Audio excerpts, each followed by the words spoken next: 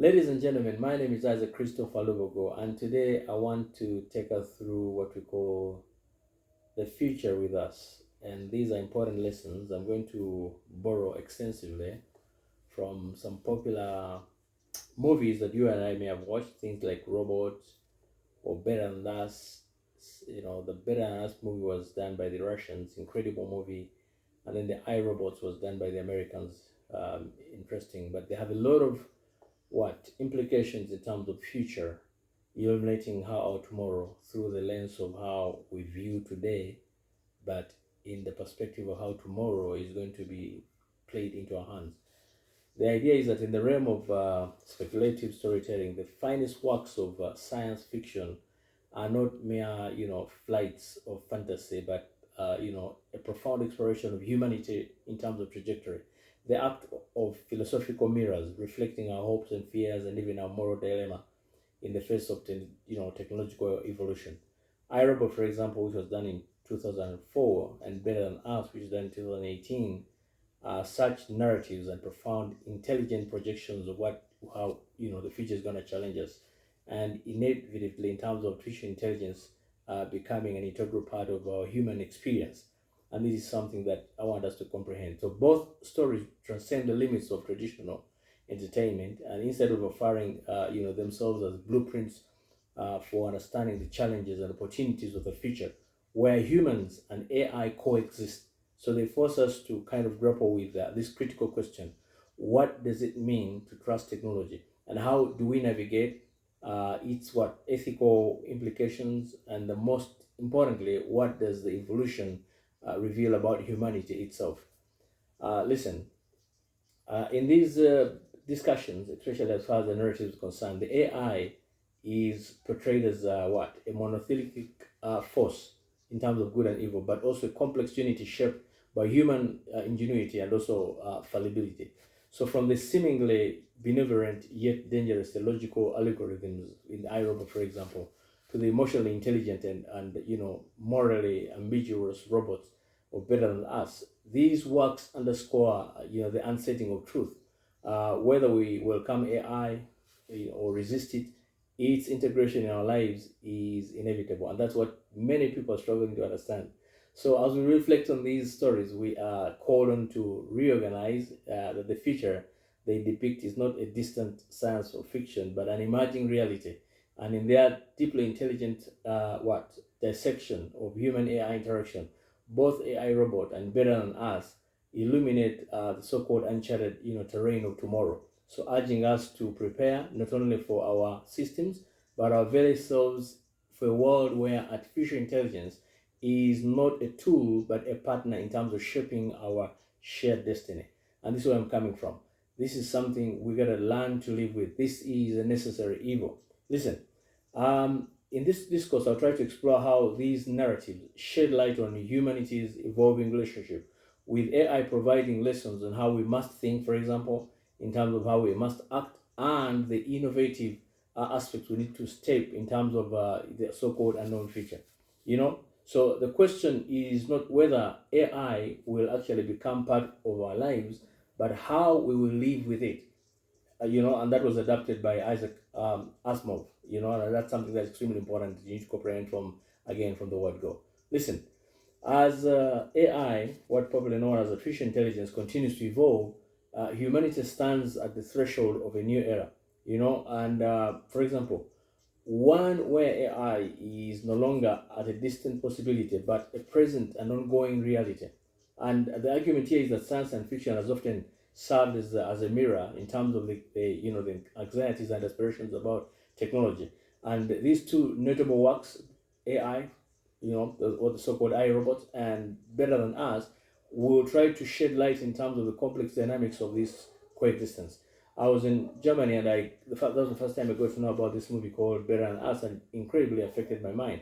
I got to know about iRobots when I was here, but now I have stories to tell in terms of the challenges to consider how AI has actually shaped or will shape the future for that sake. In terms of the ethical questions that it poses, whether we will embrace it or resist it, as I said, it's a question that you and I have to understand that is going to be an inseparable part of our lives.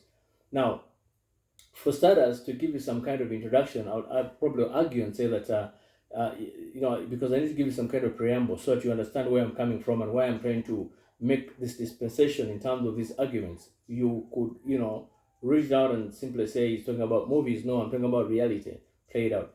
For example, iRobot, it was based on Isaac Asimov's works.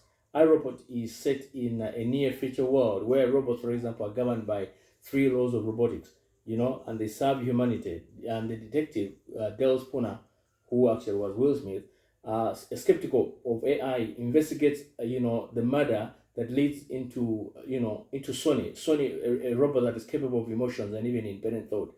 So the film raises questions about truth in terms of free will, in terms of the balance of control between humans and even machines.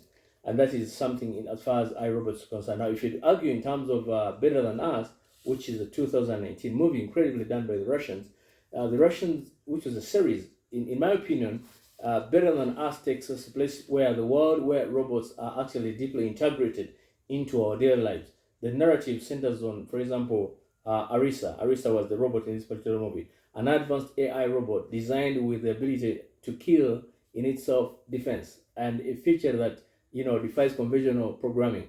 And the series explores themes of family, morality, and even the bloodlines of between human and even machine consciousness. And both stories basically highlight humanity's fascination and fear of AI in terms of emphasizing of how our interactions with these so-called technologies reveal more about ourselves than the machines themselves.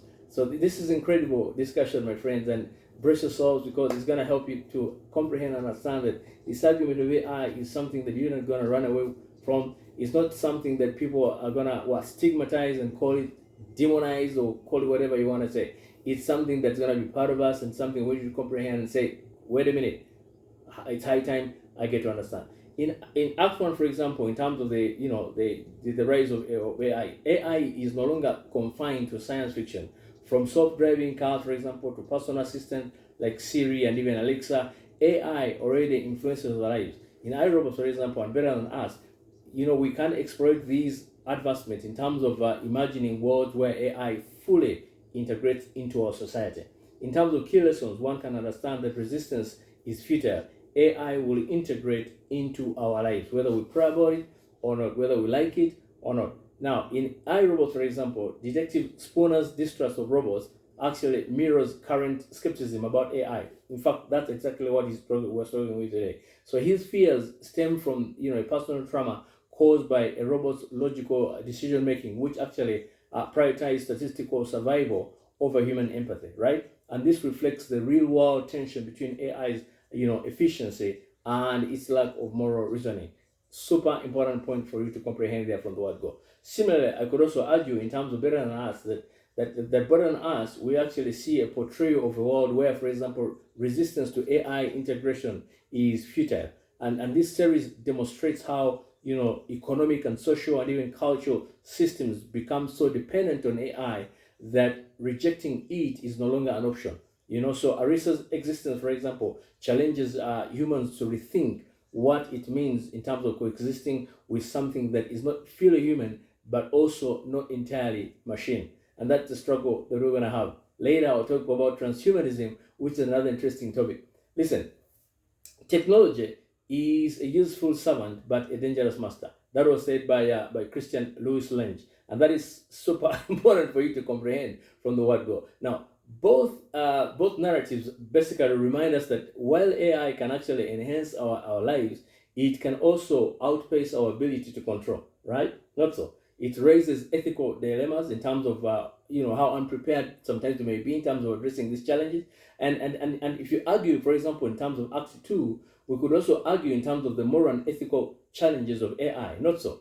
So as AI becomes more advanced, it raises questions about morality, about autonomy, about humanity's responsibility. And these are substantive, important issues that we grapple with in day-to-day lives. And if we to argue in terms of redefining trust and also relationship, that is another substantial important aspect that we need to comprehend when we talk about AI, for example. I'll argue in terms of iRobot, for example. In iRobot, Sony's ability to dream, for example, this robot was able to dream, to feel, and to make independent choices blurs the line between human and machine. So this leads to a profound question that we can trust AI. Yeah? So Sony's moral agency forces humans to confront their biases and even recognize that trust is not a given but must be earned, even by machines. And that is something that is extremely important, my friend. Similarly, if you argue in terms of Arisa in Better Than Us, disrupts what they call conventional relationship. In fact, her interactions with humans, particularly her family, she protects, challenges the traditional notions of love, loyalty, and even, caregiving, for example. The foreshadows of a future where, for example, AI may not just serve, but also become an integral part in terms of emotional and even social life. And that is something we see so eminently in this particular movie called Better Than Us. So the measure of intelligence and the ability to change is something important, as was stated by Albert Einstein. Listen, even as we continue to make this dispensation, we must comprehend that humans must adapt. Humans must adapt to the idea that AI, like humans, can evolve, they can learn, and they can contribute meaningfully to society. And that's where we are going, whether we like it or not. Now, the question of free will also becomes a super important question when we're talking about AI. Yeah? We could argue that these particular stories that I'm trying to comprehend and contextualize in terms of AI, both stories grapple with the concept of free will. So in iRobot, for example, the three laws of robotics are actually designed to prevent harm to humans. Yet their, rigid application leads to what they call unintended consequences. Vicky, for example, the central aspect in AI, interprets the law to justly control humanity for its own good, demonstrating the dangers of inflexible programming, for example. And that is something you comprehend from the word go. Now listen, even in terms of Better Than Us, Arisa's ability to, for example, override her programming highlights the potential for AI in terms of developing autonomy. Yeah? So her actions provoke what they call a deeper question. So if AI can actually make independent choices, should it be treated as an equal or remain subservient to humans? And that is something that is super, super important for you to understand from the word go. Listen, Albert Einstein said our technology has surpassed our humanity. That is something you must comprehend, my friends, from the word God. So without clear ethical frameworks, AI may actually challenge the very structure that define human society. And these are things that we need to comprehend. Why am I so passionate about this topic? Because many people are ignorant about the force of AI. If you could understand robotics and AI, in my opinion, AI and robotics is actually perhaps the biggest, strongest, and most powerful weapon, much bigger and much powerful than nuclear bomb, in my opinion. If you act in terms of preparing for tomorrow's future, for example, envisaged, for example, in iRobots or even Better Than Us, is closer than what we think. These stories, for example, underscore the need for humanity for proactivity in terms of addressing the challenges and opportunities posed by AI. You need to understand that, my friends, from the word go. Listen, today we talk about hypersonic missiles. These are elements of AI integrated, missiles that can even dodge and maneuver and reach their target. Now, okay, let's talk about embracing certain aspects. For example, AI should actually be seen as a collaborator rather than a competitor. Just as Sony, also the detective called Spooner in iRobot, AI can actually, augment human capabilities rather than replace them.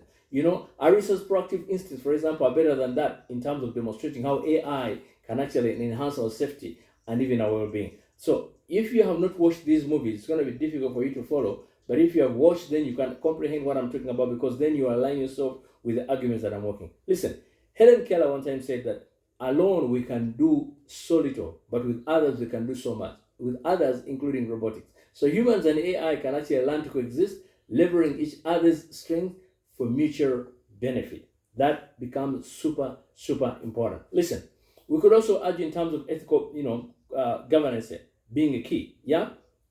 And that's almost the biggest point as far as robotics is concerned. Both narratives in terms of highlighting the dangers of unregulated AI, for example. Vicky's rise, for example, in iRobot, and Arisa's creation in Better Than Us are, emphasize the need for what they call ethical guidelines to govern AI development. And that is why we need to be very careful when we're dealing with this aspect of AI. I mean, governments and corporations and even individuals must actually collaborate to establish principles that prioritize human values, ensuring that AI serves humanity rather than dominating or even causing havoc as a consequence thereof. And the real problem, my friends, the real problem is not whether machines think, but whether men do. And that was said by B.F. Skinner. The real problem is not whether machines think, but whether men do.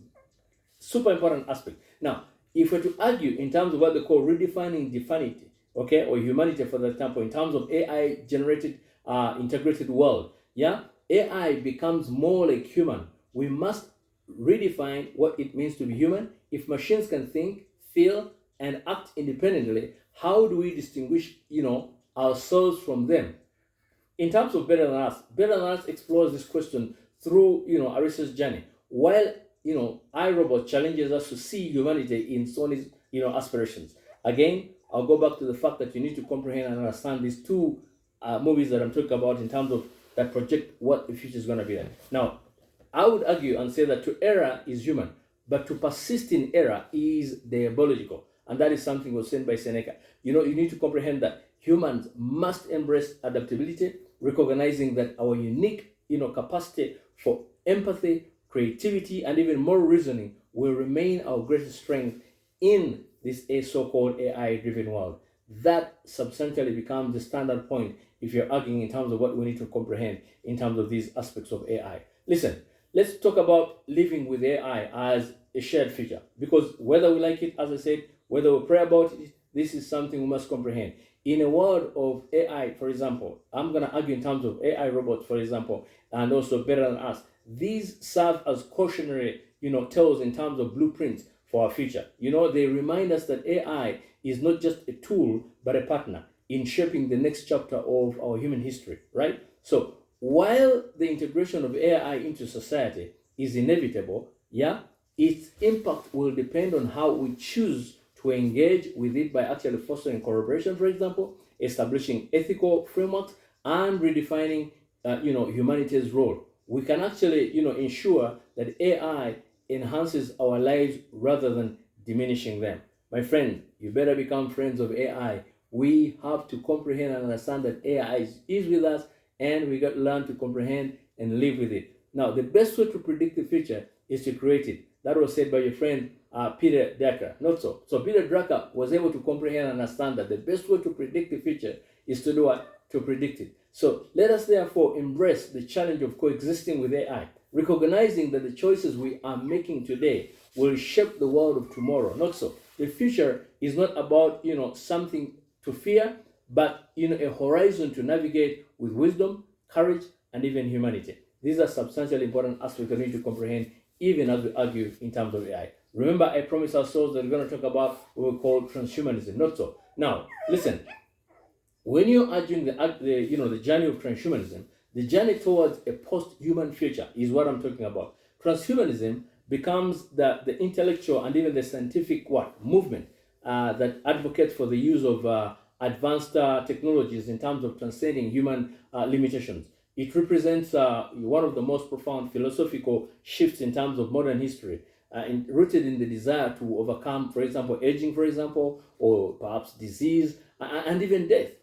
So transhumanism, in terms of envisions a future where humanity is no longer defined by biology alone, but enhanced and even redefined through artificial intelligence, in terms of robotics, in terms of biotechnology, and see where I'm coming from in terms of technology. Now, this is what I'm talking about. The future is with us here, and guys, we better be ready for that. I think what Steve Jobs said, I have got so many visions, but the world is not ready to receive them. Listen, the origins of transhumanism can actually be traced back in the mid 20th century, particularly with the works of Julian Huxley, who actually coined the term in 1957. Huxley argued that humanity evolutionary journey should no longer be left to natural selection, but actively shaped by the technological innovation. Since then, this movement has actually evolved into a disciplinary aspect, blending philosophy, computer science, neuroscience, and genetics, and all in the pursuit of a so-called post-human future. And this is something you must comprehend again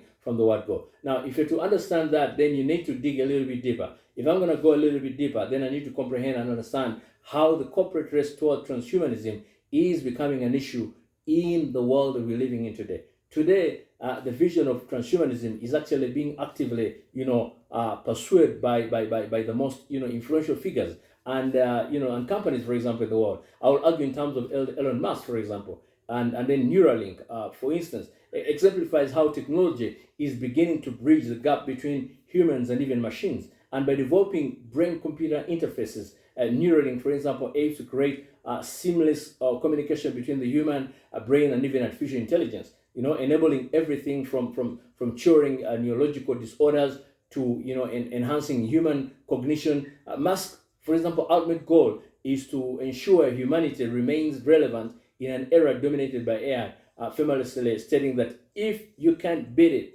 then you better join it. That is something that you must comprehend from the word go. Similarly, I could also argue in terms of what they call the Boston Dynamics, or which has revolutionized robotics with its development of lifelike machines that are capable of complex physical tasks, from running and jumping to working alongside humans.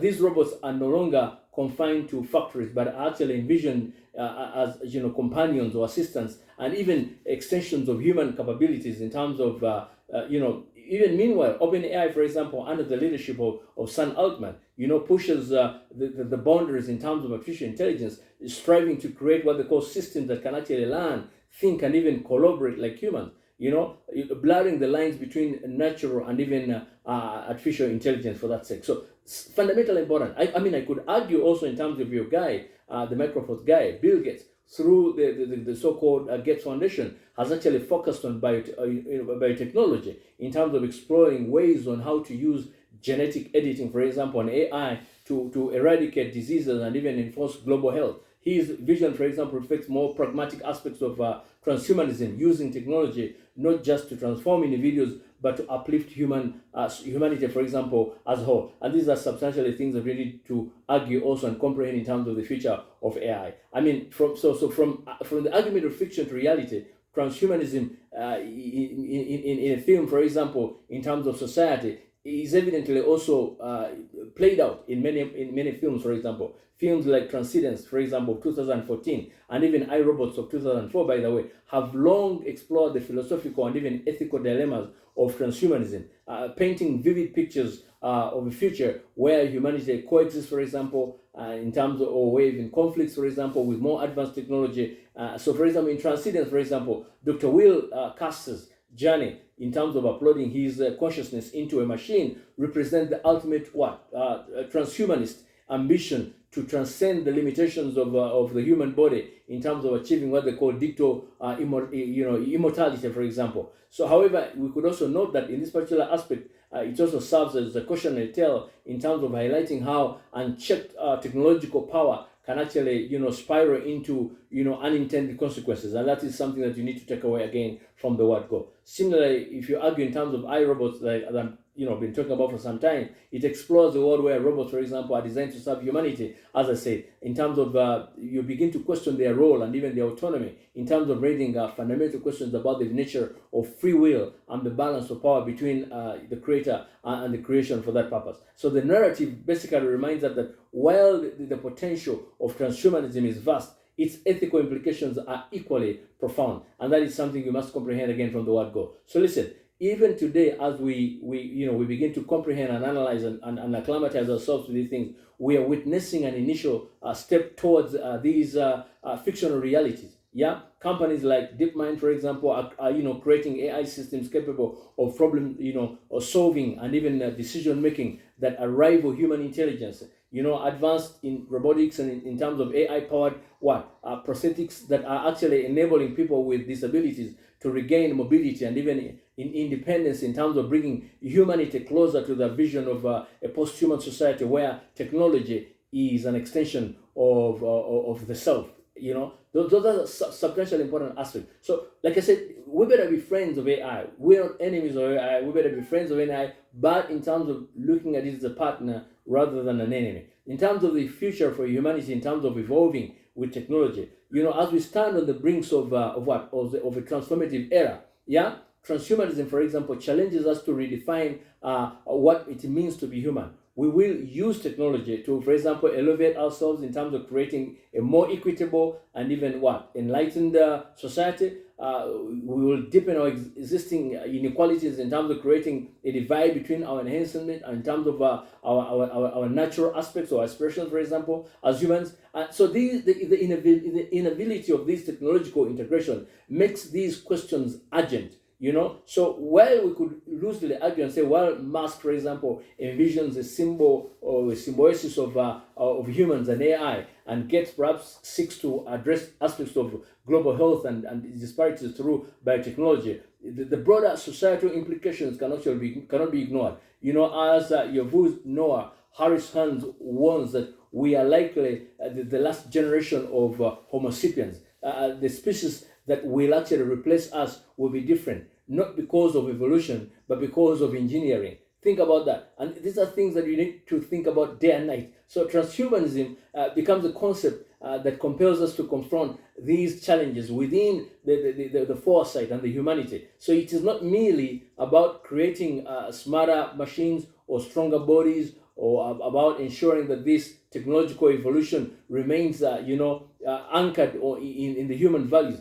As fiction and reality converge, we must ask, how do we ensure that we rise or the rise of these so-called machines enhances us rather than diminishing our humanity is the bigger question. And ultimately, transhumanism is not a distant concept, but it's an unfolding reality, as I said, driven by visionary thinkers and groundbreaking innovations that invites us to imagine a future where technology does not replace humanity but becomes an integral part of it, reshaping our identity, our society, and the very essence of what it means to be in existence. That's super, super important for us to comprehend from the word go. So even as we grapple with this idea of AI and robotics, it's extremely important that we understand what we're talking about. Yes, there are many aspects of the future, especially regarding regarding technology, regarding human evolution, regarding societal shifts that have already been, foretold,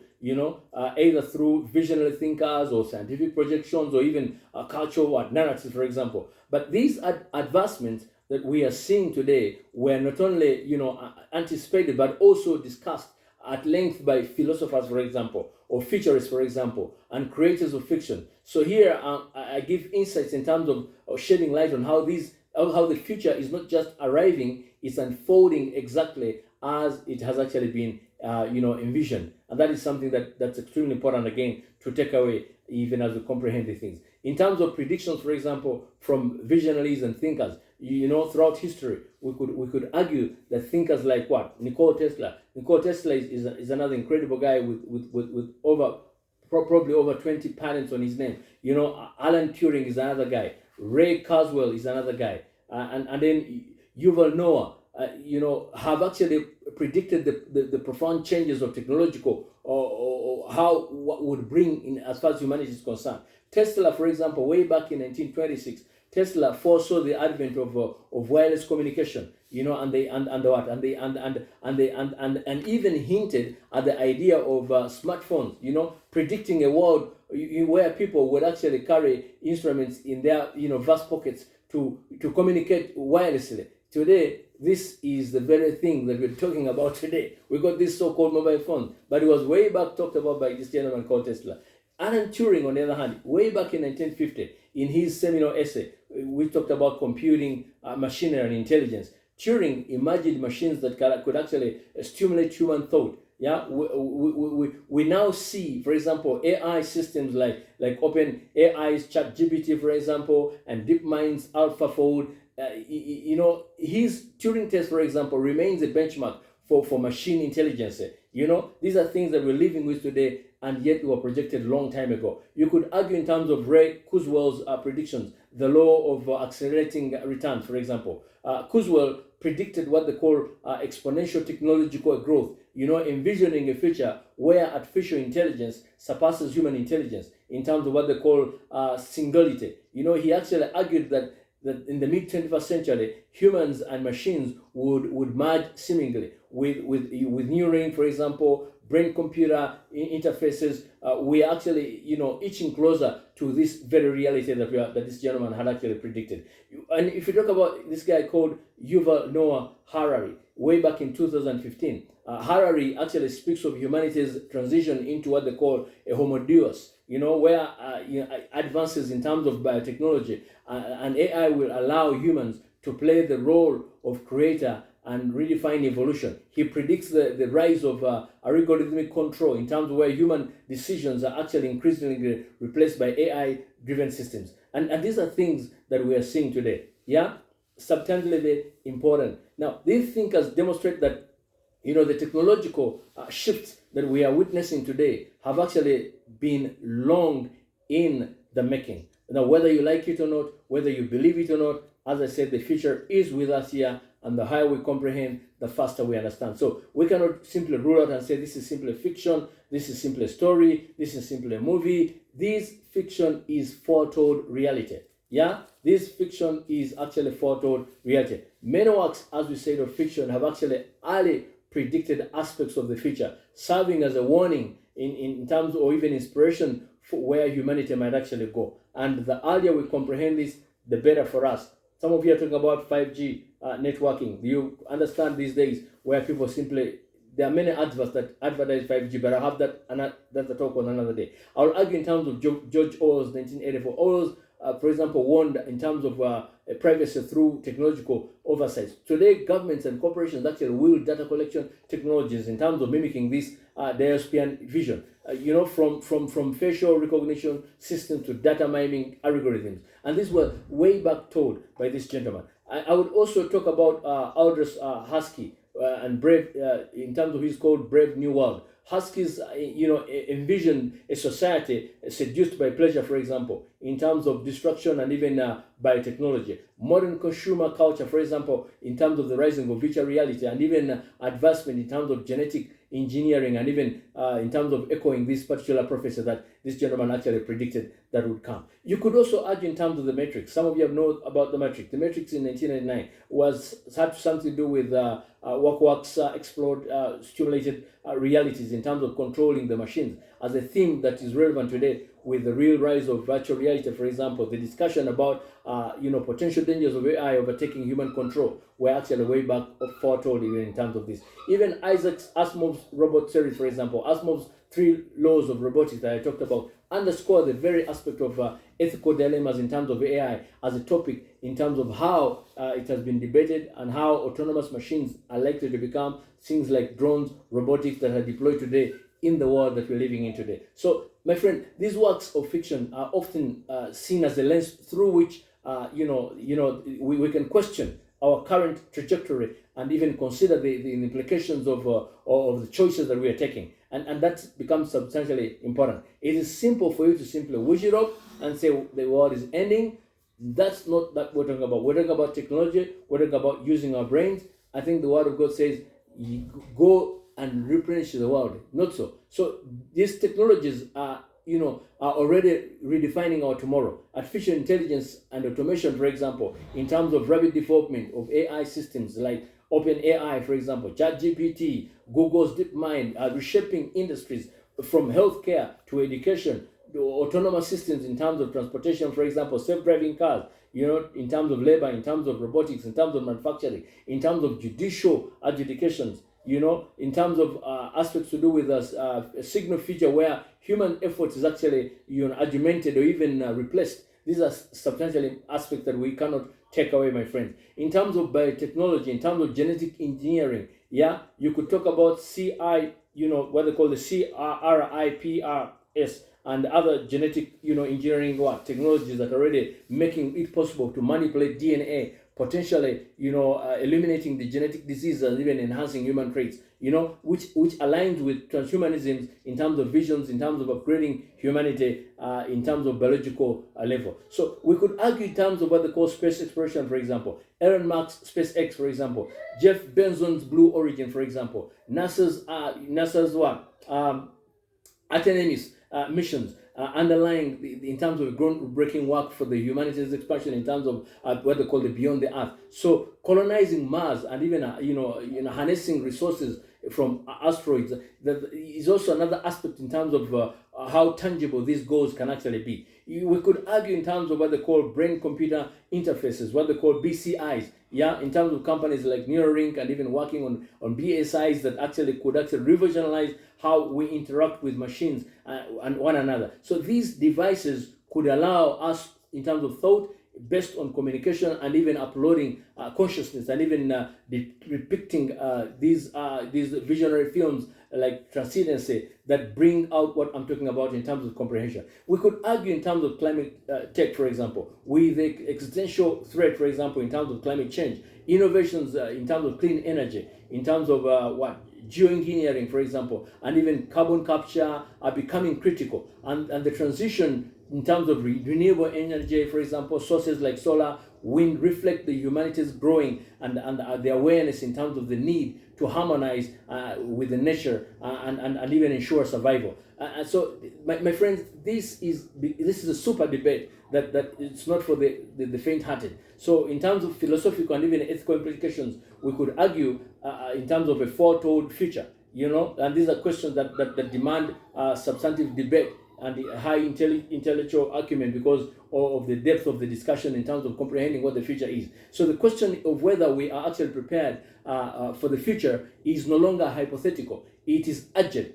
As Harari states, he says, history teaches us that what we imagine often becomes reality. What we fear, we build. And what we envision, we pursue. So humanity is, at the crossroad where technology advancement actually, outspacing our ethical frameworks in terms of forcing us to grapple with the existential questions that we need to comprehend, as I just told you. So what is humanity's role, therefore, in such a world that is increasingly dominated by machines? That's the question perhaps that we need to understand. How do we, for example, ensure equitable access in terms of transformative technologies, in terms of understanding how these would augur well with us?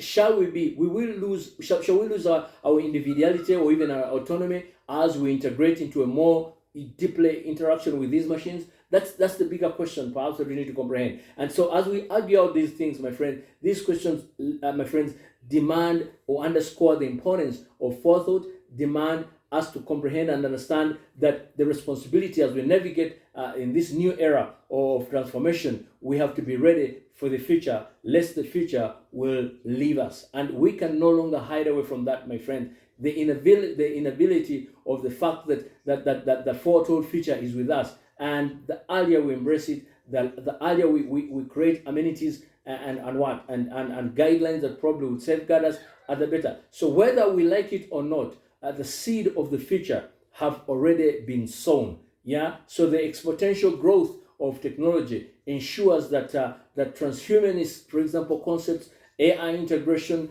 space exploration are not distant possibilities, but inevitable realities. As Musk aptly put it, the future is going to be weird, and that's a good thing. So the key challenge lies in ensuring that the future remains aligned with humanity's values and aspirations. And it's not enough to innovate. We must do so responsibly. Not so, with a clear vision of how these technologies serve, for the greater good. As Carl Sagan once warned, we've arranged a civilization in which most crucial elements profoundly depend on science and technology, yet so few understand it. And that is why I'm laboring to tell you these severe things. So the forward future is here, my friend. The foretold future is here, my friend. It's a question of how we embrace it. We will harness these advancements to elevate humanity, or we will allow them to divide, disrupt, and even diminish us. So the answer depends not on technology itself, but on how we choose to wield it. My friend, thank you for your attention. Once again, my name is Isaac Christopher Lubogo. Find many of our books. We've written quite substantively on AI. Look for AI books. Find them on our website at lubogo.org and suegenislaw.com. Thank you once again. My name is Isaac Christopher Lubogo. God bless.